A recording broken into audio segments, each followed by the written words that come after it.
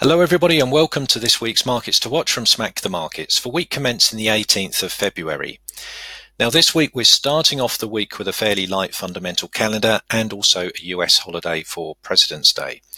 But on top of that, we also have some potential excitement coming out of UK politics, surprise, surprise, this time from the Labour Party with a potential sort of split that we're hearing, and also potential mass resignations from a number of MPs.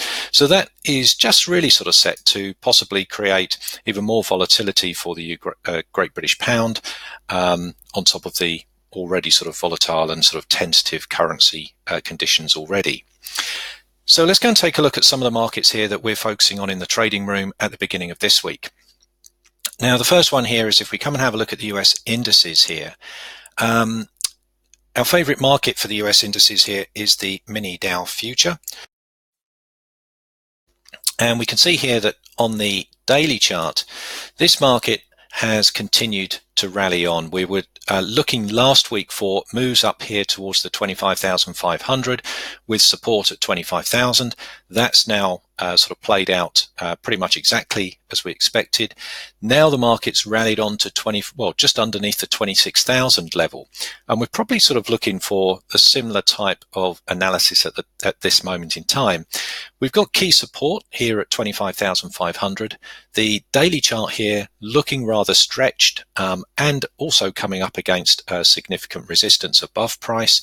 So if we get some weakness in the market, we could see a retracement back in towards 25,500. But at this point, we'd be looking for buying opportunities and looking for a retest up here to 26,000. Essentially, we're looking for continued long opportunities on this market. And the reason being is if we come to the weekly chart, you can see that here on the weekly, the market has broken out of a key structure point here, that the market has been contained underneath, or has been relative to this market going back, since the beginning of sort of 2018. So again, you can see here from this chart that a retracement back into 25,500 is sort of very reasonable, and it just takes a little bit of heat out of this sort of price action, and after the sort of extended move that the market put in on Friday.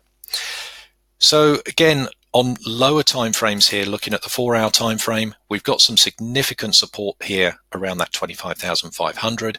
Not a lot in the way to get down here. So if we get weakness coming into the market in the early part of the week, we'll be looking for shorts down towards this area. And if we get down to this sort of area, we'll be looking for buying opportunities for continued bullish momentum here on the US indices. However, if the market does come back and it takes out 25,500, then we'll reassess opportunities for shorter moves down towards retesting that 25,000 key level. Now, if we come and have a look at the price of gold, so take a look at the daily chart. Gold again has continued to sort of play out as expected from last week. We were looking for a retracement last week back into the sort of 1,300 level here, 1,300 level.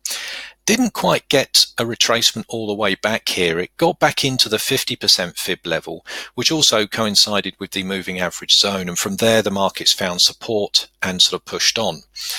Now, higher time frame perspective here, this market still looks strong. It still looks long. We're in a nice window here of opportunity where we don't have any sort of resistance up until we get to around the sort of 1.3 sort of 44 level here on gold. That's just underneath that sort of key level of 1.35. So still looking for opportunities long on gold and looking for precious metals to continue to strengthen.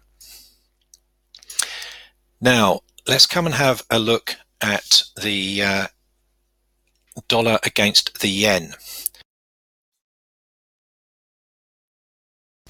Now, dollar yen, last week, what we were looking for was we're looking for a test up here to the 111 level. If you remember, we were looking for 110 to get taken out, 110, 200 to get taken out, and then for 111 to get tested. That's exactly what sort of happened. And the market sort of, once the market got to 111, it was well extended. It had a good move. So some sort of retracement was very reasonable. And we had that retracement now at the tail end of last week. The market's come back to 110-200, which is a big technical level for this market. It's bounced off this level and it's just hovering around there now. But ultimately, the strength here is still within a weak yen, and we're still seeing that prices could continue back up towards this 111 level and then possibly beyond.